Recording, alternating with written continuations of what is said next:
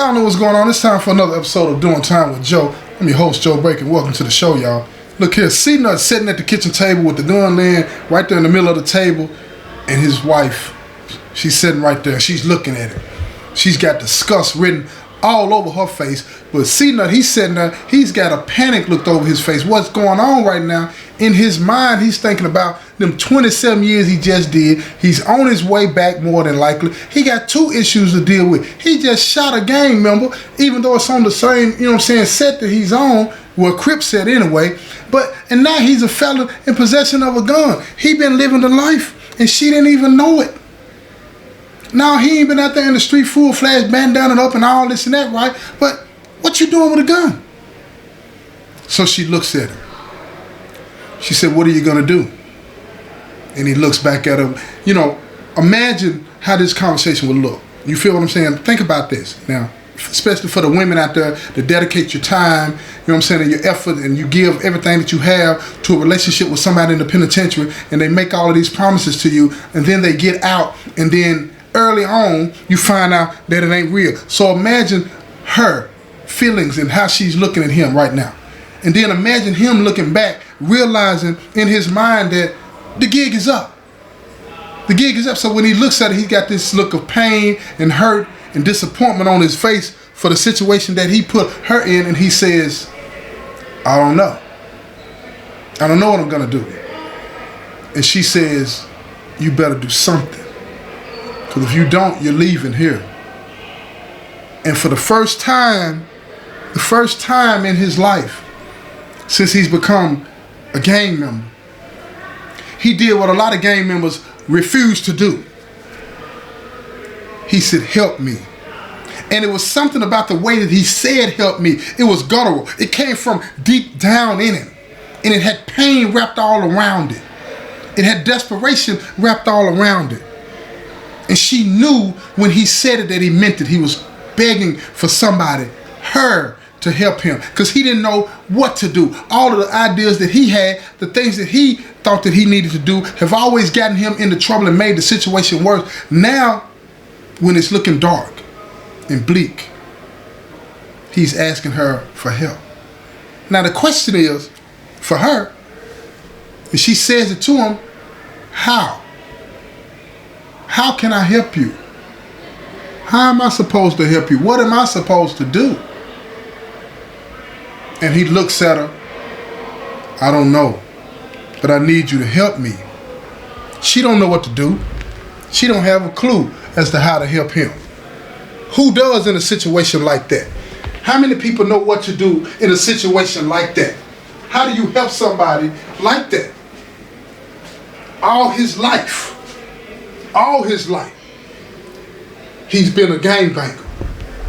Now he's put her in a situation where she'll be at jeopardy if she helps him. But she says to him what a lot of women do. She said, I'm going to get rid of this gun, but you got to go take care of that. Now listen to me. You can infer what that means however you want to. But she didn't let him just leave without telling him how he needed to take care of that. She said, if them your gang families, you need to go tell them to leave this alone, because if they go to the police or they go to the hospital, you in trouble. You in trouble. You in trouble. So he says, I'll take care of it. And he jumped into action. So he heads out and he goes around. He's riding around. He's looking for anybody that he could recognize as a Crip. And he finds a couple of guys hanging out at the store. And he asked him, he said, look, I need to talk to somebody who in charge, who running things out here. And they like, who are you? And then he told them who he was. I'm C-Nut. What's up, cuz? And then they were like, oh, we heard about you, all this and that, right? And then he tells them, look, I need to talk to whoever got the town. Who got this part of town? Who running things? And then they tell him, because his reputation is known, so they don't feel there's a problem in telling him. He said, man, give him a call for me and tell him I need to holler at him. So they get him on the phone and he talking to C-Nut, talking to the head dude in that area, and he telling me, he said, look, I got a problem, man. Some of the homeboys came by the crib and disrespected the wife and this and that, and we get into it, and I shot him, but I didn't mean to shoot him. And he was like, oh, I heard about that. He said, we got cousin him over here now trying to take care of the business. And he said, man, I need to come over. And they tell him, come on over. They give him the address, and he goes over there. And when he gets there, he see cuz in there laid up shot. Luckily, the bullet didn't hit him nowhere but in the leg. It's a flesh wound. It didn't stay in him. It went hit him and it went on out. So they got somebody in there patching him up right then and there on the spot. And he looks at him. He tells him, he said, hey, cuz, that's on me. Cuz looked back at him. He said, no, that's on me, man. That's on me. He said, but we'll straighten it later. He said, man, I don't want no problem. So he tell the big homie, he said, look here, homie. I'm trying to walk away from this. I'm trying to live my life. Now, when he said that, everybody that was in the area, all of the Crip brothers that was in there, they looked at him kind of crazy, but they understood. And then as he was standing there and they were looking at him, he started to explain to them his plight. He said, look, man, 27 years of my life, 27 years of my life I spent in the penitentiary, man, doing what I needed to do, putting in the work. I didn't turn down no issue. Now I just want to live my life with my girl. I just want to live my life in peace. I don't want to do this no more. So the big homie told him, he said, hey, cuz, you know what it is, though. You know what it is, blood in, blood out.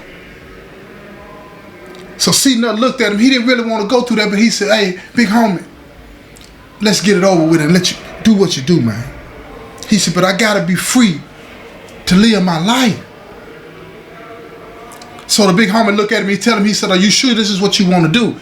C-Nut tell him, this is what I need to do, man. So he put together a couple of the guys, and they take him into the back and they put it on him. And when I say they put it on, they put it on. And if you've ever seen anything like that, it's something that you'll never forget. I've seen many of them, right? Whether it be Bloods or Crip, right? Man, listen to me. Listen to me. They beat you into submission.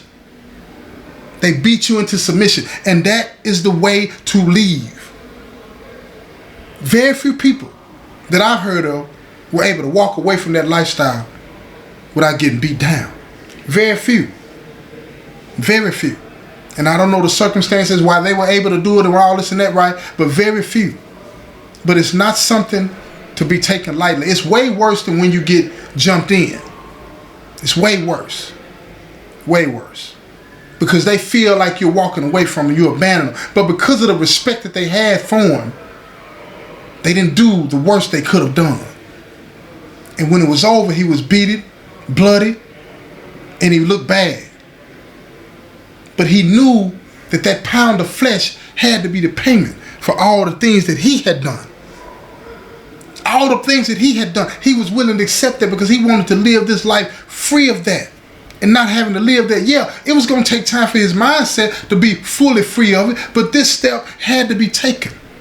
And that's why I want y'all to understand, if you're trying to live this lifestyle, listen to me. Before you make the decision to join this, understand what it costs you. Well, understand what it costs you. See, that beating is not just about the physical, it's about the mental. It's about the mental. You're joining something that is brutal. You're going to be a part of something that is not forgiving. Period. And if you don't abide by the rules, you pay with your life. Pay with your life. But see, in this situation, C-Nut was willing to accept that. So now, he was free. He didn't have to put on no more. On his way home, he felt freer because now he's saying to himself that he can be who he wants to be. But he didn't know who that was. 27 years he had been believing a certain way. And now he was free to make new memories. And he pulled up into the parking lot, the driveway of his house, of the apartment. When he got out, she was looking out the window. And she saw him bruised and battered, and blood was on him, and his clothes were torn. And as he was walking and trying to get to the apartment, he was stumbling, leaning on the car as he was going. He'll push himself up. So she ran out there to help him, and she put her arms around him, and she said, "What happened?" And he told her, "I'm free now. I'm free to be me." And she looked up at him and she said, "Are you sure? Are you sure this is what you want?" Because she said, I'm not doing this no more. You got your one shot. And that was it. Don't you ever, ever ask me to do anything illegal again, because I'm not doing it. I'm not doing it. And he looked at her and he said, I'll never ask you to jeopardize yourself again for me. And I'll never jeopardize what we have together. Ever. Now let me give you a little bit more context here. At this particular time that he's doing all this and saying all that, he's 47 years old. 47. So that means he was 20 when he went in there. He was already crippin' before he got there. Now listen to me. 47 years old, your body can't take all of that. But he did. He took it. Because he knew that was the price he had to pay. But see, when you live in that lifestyle, it's hard to just walk away. Because you get to thinking about all the other things that you got to go through, but you got to deal with it. So think about that. Think about that when you decide you want to join. And all of y'all out there that you're in a relationship with somebody, think about that when you tell them that they need to walk away. Work on what it is that they need to do to build themselves up to be courageous enough so that they can find the strength to walk away, because it's going to cost them. It's going to cost them. And a lot of times when they tell you that, no, they ain't ready, this isn't that, what they're trying to tell you is that they're scared. Remember that. Not scared cowardly. Not that. They're not cowardly. Don't get it twisted. Don't get it twisted. It costs a lot to walk away. But it's worth it. It's worth it. This has been another episode of Doing Time with Joe. I'm your host, Joe Baker. And I say peace, y'all.